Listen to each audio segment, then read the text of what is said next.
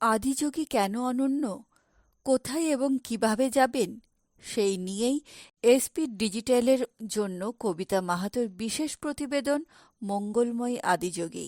মানুষের আভ্যন্তরীণ মঙ্গল কামনায় আদিযোগীর প্রতিষ্ঠা। এখানে শঙ্করকে প্রথম বা আদিযোগী রূপে দেখানো হয়েছে। কালো রঙের হওয়ায় অনেকেই এটিকে গ্রানাইট পাথরের ভেবে ভুল করেন। বিশ্বের সবচেয়ে বড় আবক্ষ মূর্তি হিসেবে Adiyogi Guinness book of world রেকর্ডের স্বীকৃতি পেয়েছে। সদ্গুরু জাগ্গি বাসুদেব এর নকশা তৈরি করেন এবং ঈশা যোগ কেন্দ্র এটি স্থাপন করেছে। বিশ্বের স্থাপত্যে সাম্প্রতিককালের সংযোজন আদিযোগী কত বড়? 148 ফুট লম্বা, 82 ফুট প্রশস্ত এবং উচ্চতা 112 ফুট। 112 ফুটের মধ্যেও একটা তাৎপর্য আছে। এটি 112 চক্রের প্রতীক। আদিযোগী প্রদক্ষিণ করার আগেই যোগেশ্বর লিঙ্গ দর্শন হয়ে যায়, কারণ এটি আদিযোগীর সামনে রয়েছে। 2017 সালের 24শে ফেব্রুয়ারি ভারতের প্রধানমন্ত্রী নরেন্দ্র মোদী এর উদ্বোধন করেন।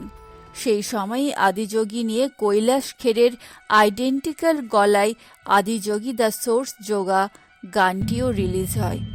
তবে 20 মিনিটের 3D লেজার শো এসেছে আরও 2 বছর পরে। 2019 সালের শিবরাত্রিতে সেটির উদ্বোধন করেন তৎকালীন রাষ্ট্রপতি রামনাথ কোবিন্দ।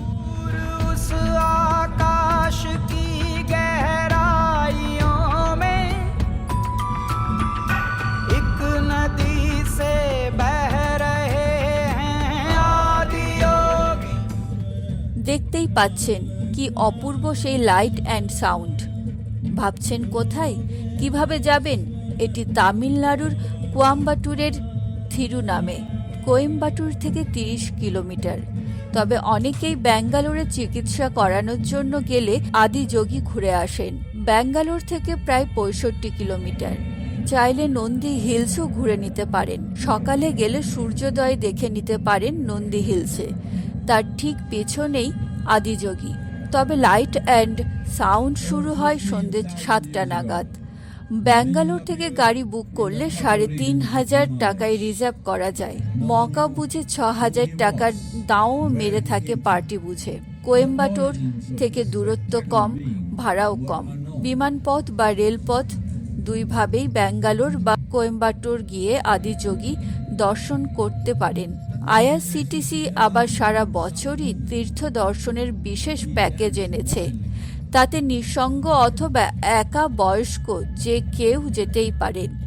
থাকে মেডিকেল সাপোর্ট।